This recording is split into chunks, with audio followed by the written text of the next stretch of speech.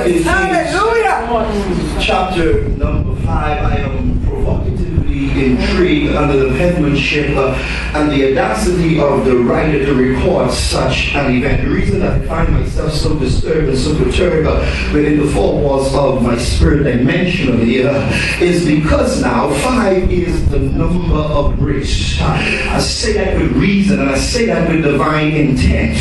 The reason I say this because now Naaman, you must understand, is a captain of the house of Syria. Syria is a known enemy now of Israel. And here it is that Israel is in trouble. Anytime you come into the prophetic books, you will always see Israel in a problem, in a jam, in a situation, and in a circumstance that's not necessarily working out for their good. And the reason that God will put you in situations and circumstances that is not working out for your good is simply because He wants to prove Himself as God in your life. So when troubles come, you must understand that troubles don't last, they simply begin to pass. What you're going through right now is no indication of what you will begin to experience a little bit later. And so people will see you in your nowness. They will see you in the moment of things. They will see you in the midst of a situation that has you perturbed and disturbed. They will even see the frustration that you're expressing outwardly. But what God did was hit some things inwardly. This is why Paul says to the church, those He did foreknew, He also did predestinate. Great God. In other words, He knew you before you knew yourself. And what He did was mark you. What He did was touch you in the realm of the Spirit. And He gave you an opportunity now at a divine place and time to begin to show up and to show out. And the reason that you show up and show out is not necessarily because of you. It is because of the occasion that God has assigned you to. In other words, there's a moment and a place and time descriptively mapped out for you with a miracle on it. And what God is getting ready to do is God is getting ready to deliver you. God is getting ready to raise you up. God is getting ready to touch you like He's never touched you before. And He's not necessarily doing it because you deserve it. He's doing it because He consulted with Himself. And what He's doing is showing the world that you're not just a human being, but what you is the 67th book of the Bible.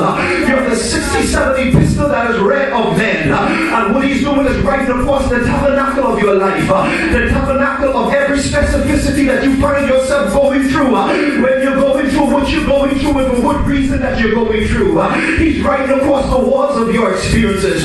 He's writing across the walls of your testimony. And the only thing you will be able to say, according to the Revelation writer, is that you overcome by the words of your testimony and by the blood of the Lamb.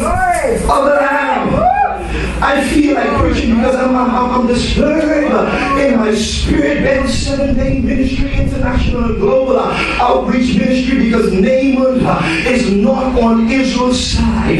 But for whatever reason, God has Naaman on His mind. And it begins to make me begin to wonder. And I begin to wonder about faith. The Bible says that now faith is the substance of things hoped for. And it is the evidence of things that we cannot begin to see. Now I begin to think about faith, and I'm wondering why my faith ain't bringing me money, why my faith ain't bringing me victory. And God shut me at the door, and He says, Johnson, got some bad news for you.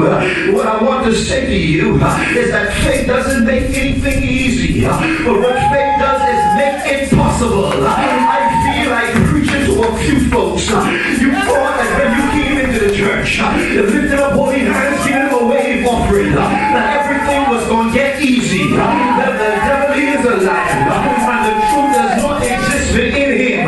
It's not going to get easy, but it's going to be possible every now and then. What God will do is hide you in a situation. What God will do is hide you in a circumstance. He will hide you in your dilemma. He will hide you in your frustrations. He will hide you in your despondency, in your deprivation, in your destitution. He will hide you in your disappointment. And the reason He's hiding you, because He's already set up a divine occasion to meet you halfway and to say, it's really not about you. It's about the power of God being shown in you. Don't you know, hear me and hear me well.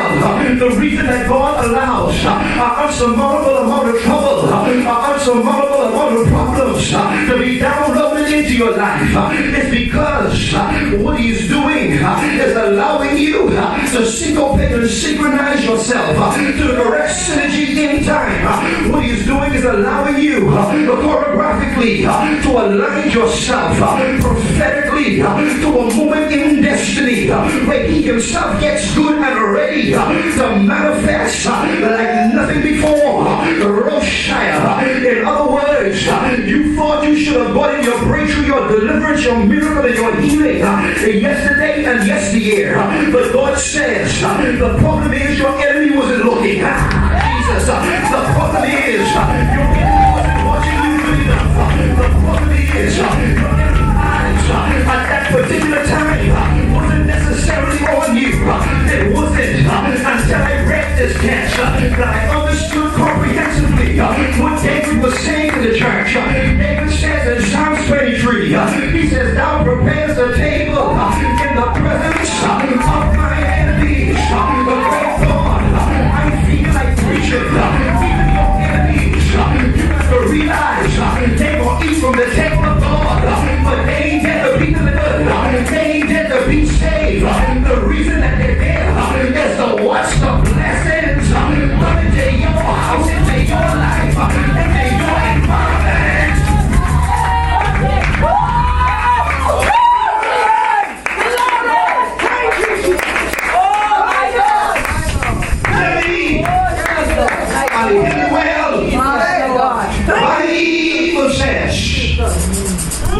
Naaman was in total opposition to Israel. He was not a friend of Israel. I want to show you something. The Bible says right at verse 1 early at the introduction of the text, it says, "Because by him the Lord had given deliverance unto Syria. He was also a mighty man in valor." Hear me and hear me well. It was God that anointed that demon that came into your life, that broke you, that manipulated you, that angered you, that vexed you deep in your spirit, that discouraged you. Because look at your neighbor and say to your neighbor, here's the good part. It was only a test.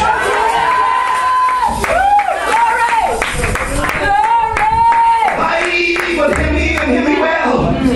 Run this into our intelligence that God had anointed the enemy to defeat his own people.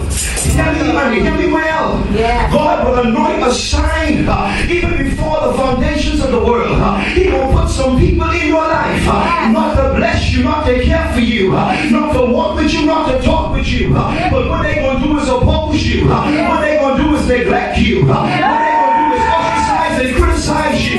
What they're going to do is ridicule you. What they're going to do is talk down to you as opposed to talking up to you. God will assign some people in your life that will hold you down, that will keep you back, that will anchor you and make you begin to wonder, Lord, is this really about me? Lord, how did I get here? And when will my miracle come? When will my victory come? When will my healing come? When will my joy come? There gonna be some people carrying an anointing not to bless you, but to stress you, not to keep you, but to mess you. There gonna be some people carrying an anointing to perturbably disturb you, provoke you, shift you, hinder you, prevent you, nullify, and forcefully oppose you. My God. Hallelujah. God says My God. that it was God that anointed Naaman. I begin to think about this. I'm like, God, what are you doing, man? You anointed the enemy to beat me, to bruise me, to whip me, to scourge me. Because I come to understand if you will live godly, you will have to understand how to suffer persecution. See, let me tell you something. Pain in your life is oftentimes connected to purpose. Where there is no purpose, there is no pain. What are you saying, Johnson? I I am saying some of you are walking around purposeless. You've been experiencing nothing. In other words, you got it easy. You got it laid back. You got it like your days are full. You got it unmotivated. You got it unwavering. In other words, everything is stable. Everything is sober. Everything is altogether lovely. Everything is good. The great God, because you ain't got no purpose. But the minute you begin to touch with purpose, watch this now. The word purpose now is defined as original intent. In other words, it is the true origin of the nature why God now began to create you. In other words, when you find the reason that you're here in the terra firma, the reason that God released you here in the earth realm, some trouble can break up into your life. Because anytime there's a healing, you have to realize you got to deal with a pharaoh.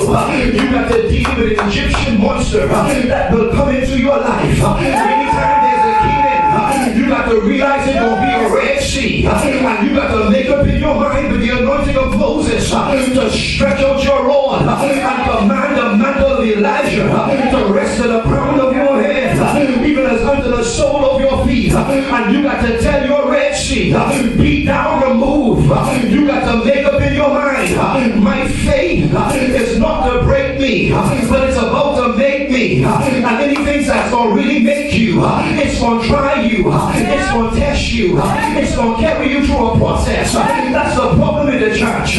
We come into the church, and because everybody don't act like us, everybody don't walk like us, we believe that something is wrong. Well, the devil is a liar.